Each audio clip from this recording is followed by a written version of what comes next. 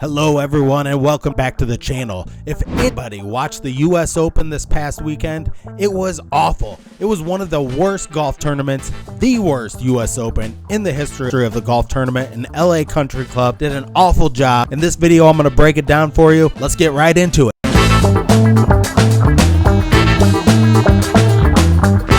Look at the real reasons why this failed so horribly. I'll tell you the big reasons in this video right now. So the first reason why it failed was the course itself, the venue itself. Let's look at past US Opens. Brookline last year played at the Country Club in Massachusetts, had attendance of 30,000. Oakmont, that's hosted the US Open before, has an attendance of 50,000. So they were projected to only be able to get in 23,000 fans per day into this venue. And it's because of the setup of the venue, how the course is set up with these two barrancas. Not Varanka, Barranca, a deep or winding river gorge.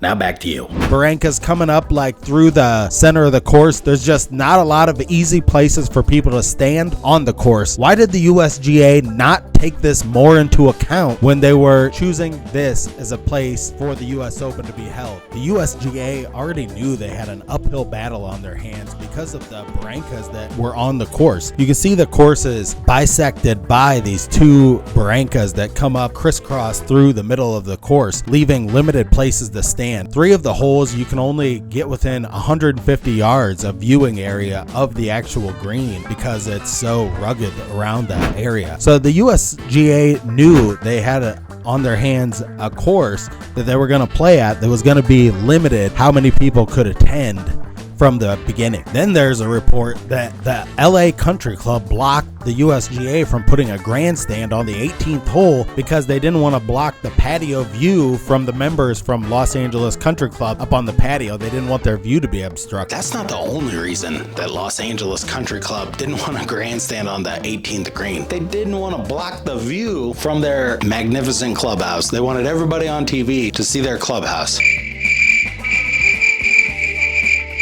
Every single US Open has had a grandstand on the 18th hole, I'm pretty sure. The next reason it failed so badly is LA is a crappy sports town. It just doesn't have super loud fans like a town Kansas City or Boston.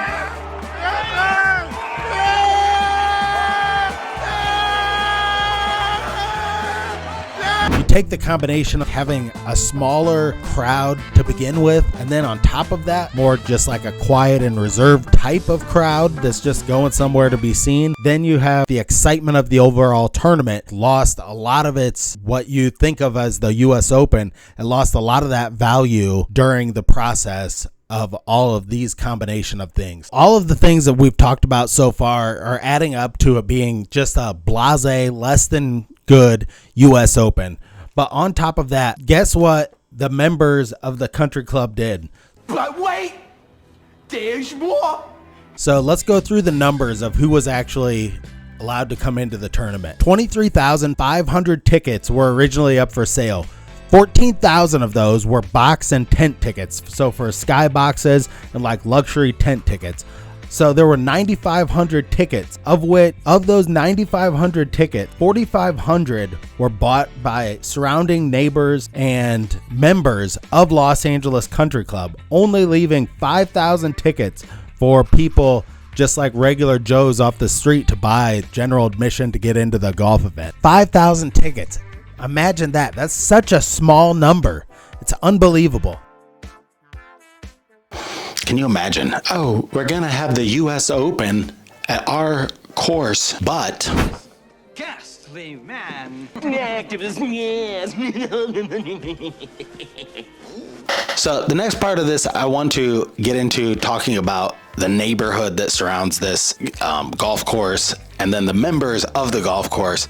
Famously, you cannot be a celebrity and be a member of this golf course. Hugh Hefner, which the Playboy Mansion is on the 4th hole, they would not allow him to be a member of this golf course. So these are the type of people that you're dealing with here that don't really care about.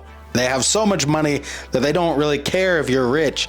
You have to like fit into some type of social bubble that they've created.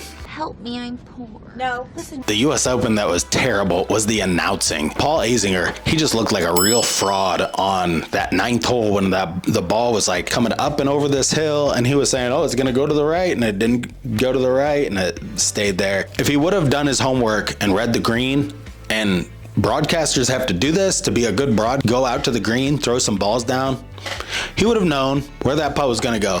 So the broadcast itself, awful. Beyond that, something I've never seen before. They did not interview the winner on the 18th green. When somebody wins a golf tournament like that, there's so much raw emotion.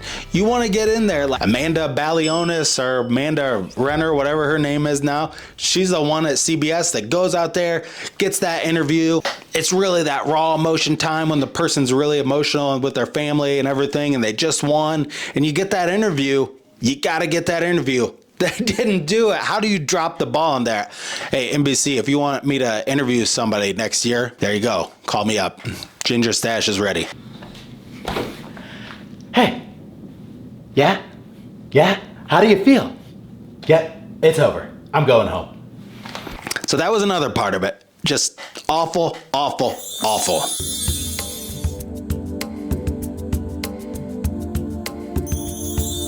So guys, in conclusion, to wrap this up, you can see there are so many different things that could have gone better. Everything came unraveled at this all at the same time, from the broadcasting to the course to the members of the course, the USGA, everything involved in it. Now, I do want to point out some of the good parts. I did love to see Ricky Fowler at the top after the first 4 days.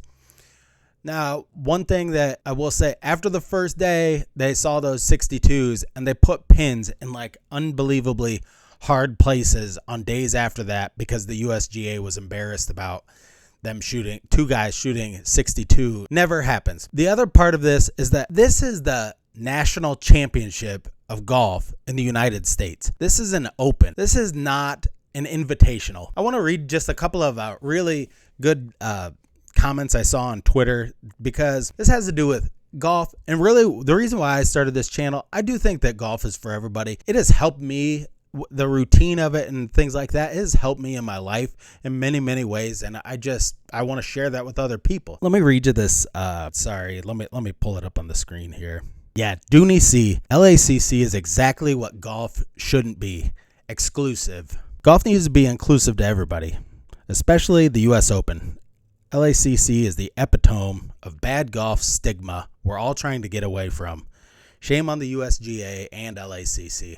I thought that was perfect. You know, the Masters is an invitational. There are prestigious events and there are prestigious courses for different reasons. And I mean, I've been to a lot of private courses and I think they're fine. They're excellent. You know, I mean, people like their private courses, but this is the US Open. It's not the Masters.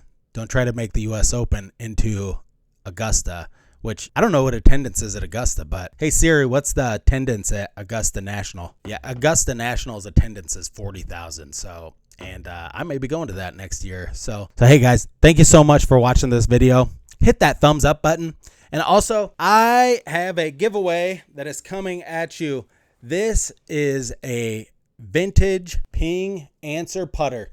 I am almost to 300 subscribers. So when I get to 300 subscribers, I'm giving this putter away to you.